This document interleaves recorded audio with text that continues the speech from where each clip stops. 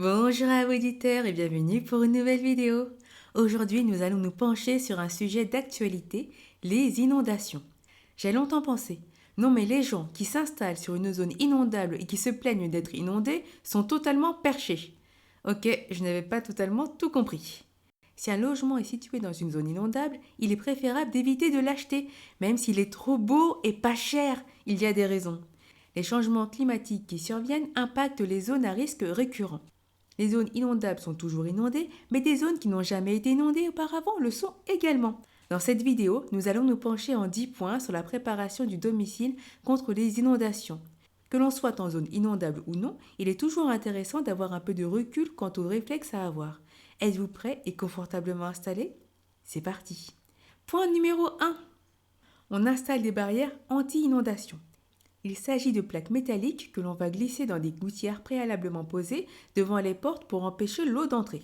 En fonction de la hauteur des plaques choisies, il est nécessaire ou non de prévoir une issue bis.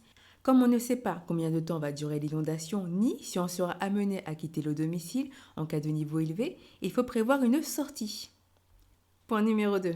Justement, en parlant d'évacuation, le sac d'évacuation pour toute la famille. Que ce soit en gymnase ou chez des proches, avoir des affaires prêtes est indispensable. Ça permet d'être un peu plus serein. Ça permet de ne pas avoir à demander « Je suis vraiment désolée, mais tu pourrais me prêter des sous-vêtements, s'il te plaît ?» à tonton qui fait du 52 quand nous on fait du 38. Et je ne parle même pas de l'hygiène. Avoir son sac pour que la cohabitation chez les hébergeants se déroule le mieux possible.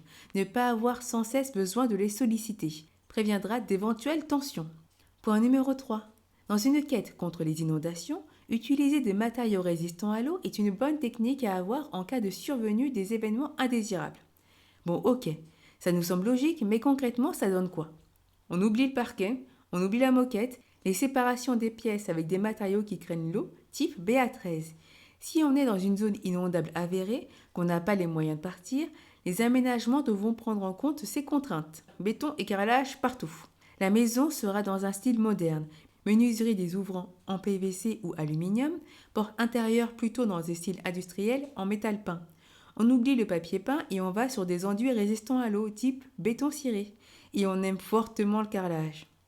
Dans une zone standard, on ne va pas refaire intégralement la maison, mais si une inondation a lieu, on refait les cloisons de séparation des pièces en dur. Attention tout de même à être sûr que le sol supportera le nouveau poids. Il n'est pas rare de voir des maisons avec des caves soutenues par un solivage en bois. On va alors penser à un bon vieil IPN, I à profil normalisé. Il s'agit d'une poutre en métal qui va soutenir la charge du sol en remplacement d'une poutre en bois qui, elle, risque d'être impactée par une immersion de plusieurs jours, voire plusieurs semaines dans l'eau. Bon, en clair, on s'oriente vers des matériaux résistants à l'eau. Point numéro 4. Avoir de quoi surélever ses meubles. Si la crue est de quelques centimètres, surélever ses meubles est la meilleure manière d'éviter un maximum de dégâts. Ce n'est pas une fois que la crue est annoncée que l'on doit courir dans un magasin de bricolage pour acheter des parpaings. Si on a un étage, tous les meubles, chaises et autres que l'on peut monter doivent être montés. S'il n'y a plus de place ou si les meubles sont trop lourds pour être déplacés, on va placer des parpaings sous leurs pieds. Il faut autant de parpaings qu'il y a de pieds de meubles, voire 2 parpaings par pied en fonction de la hauteur de surélévation souhaitée.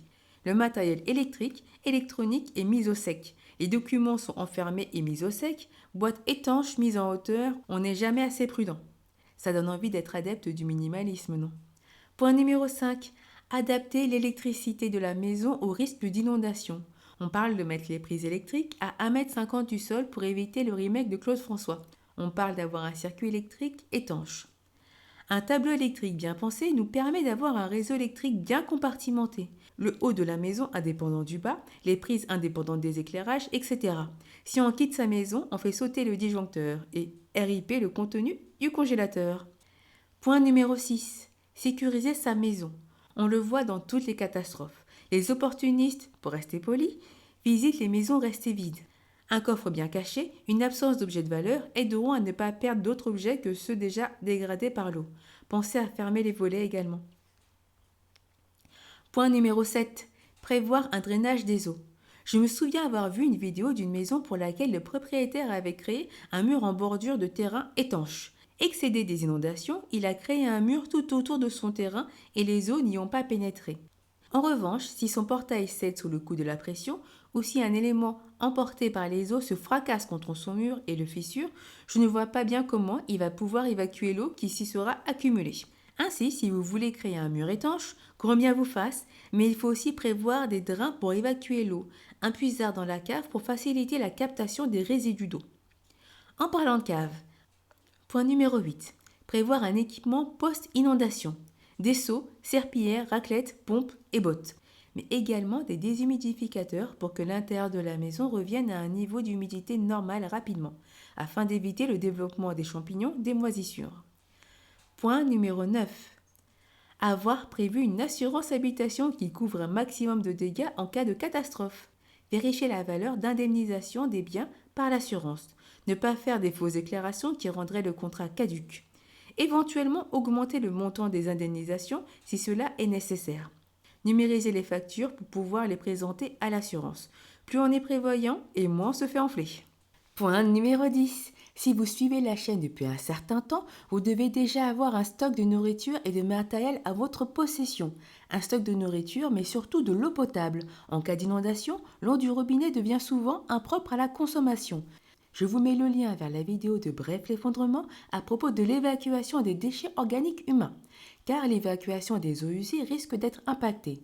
Ainsi, n'attendant pas après les autorités, vous pourrez subvenir à vos propres besoins, voire aux besoins des voisins.